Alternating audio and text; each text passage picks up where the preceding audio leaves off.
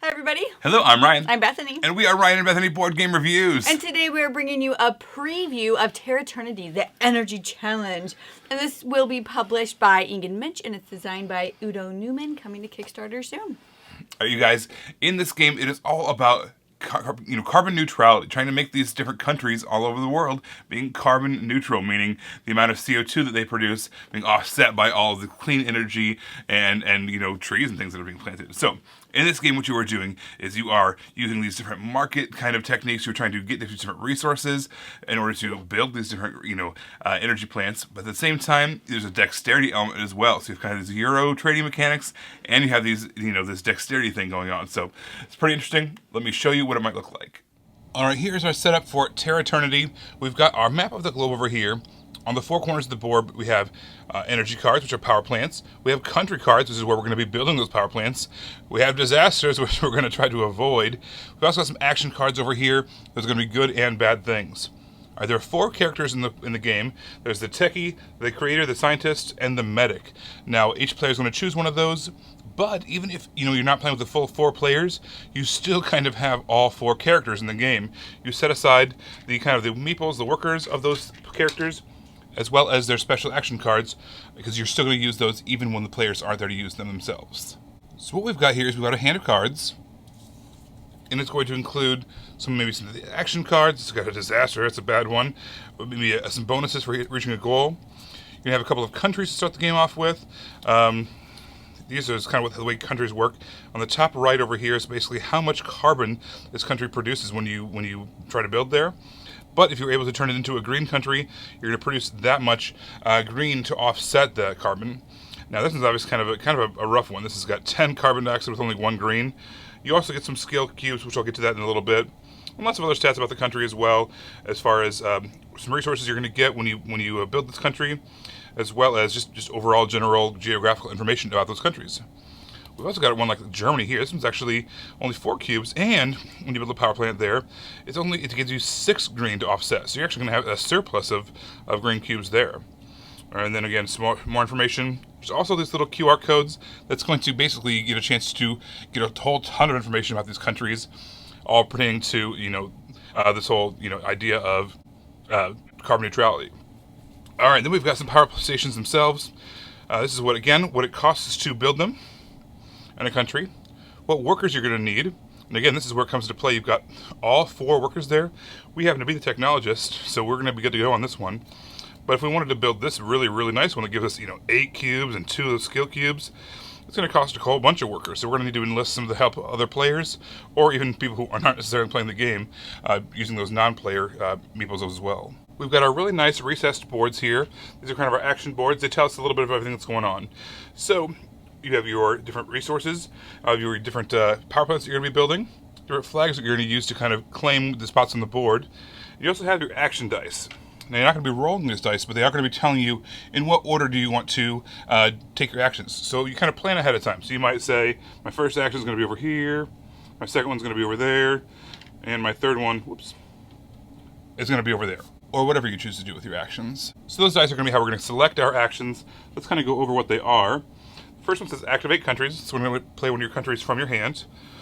One of those. Next one says create energy. That's where you're going to create the power plants from your hand. Next up, we have got hire workers. That's going to be where we're going to be able to use our own workers, or we can pay money to get those extra ones that are not necessarily in the game, or we can pay money directly to players if we need to use one of the other players at the table's meeples. There's a way to activate a mega power plant. Those are a little bit more challenging. There's more steps to building them, but also you don't need as many workers to fulfill them. So those can be really strong, get you going early. There's also kind of a trading aspect here, trading and economic thing going on. Basically, you can always trade resources with the bank by going there for a 1-to-1 ratio. So we've got all our resources all over here. You can go, you can trade in 2 metal for 2 minerals or whatever you want to do. However, you're also going to need some money. Money's a little bit harder to get.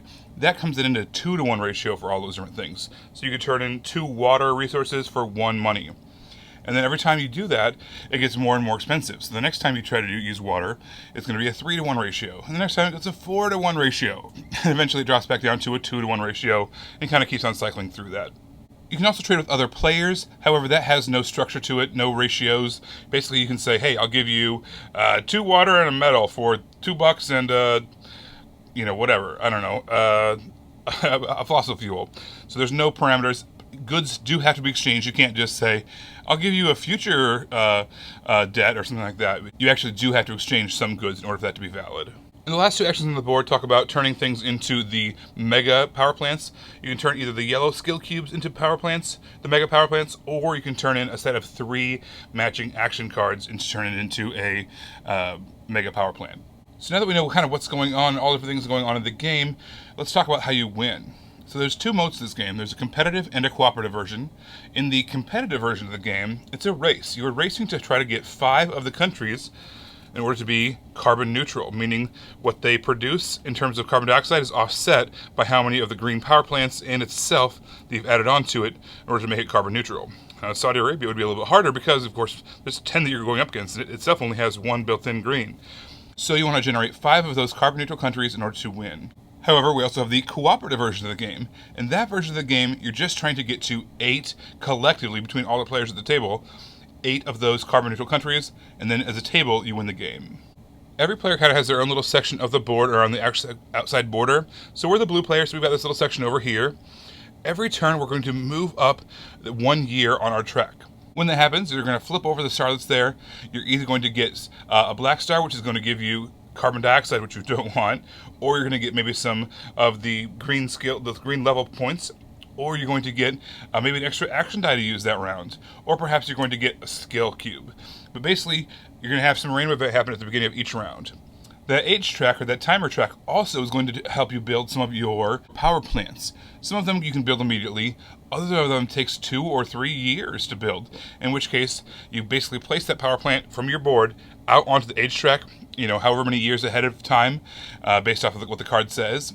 And then you have that much time to be able to hire those workers and get those resources. And when your little worker meeple finally arrives to that spot on the board where your power plant is, if you have those enough resources and workers, then you get to activate it and start using those benefits. We've got a whole bunch of different cubes over here. Our green cubes, those are going to be our good cubes. Our green cubes, our environmental cubes that we're going to use to both kind of level up and get better and better, as well as to offset, getting them from our power plants to offset the carbon dioxide. Then we've got our yellow cubes over here. Those are going to be our skill cubes.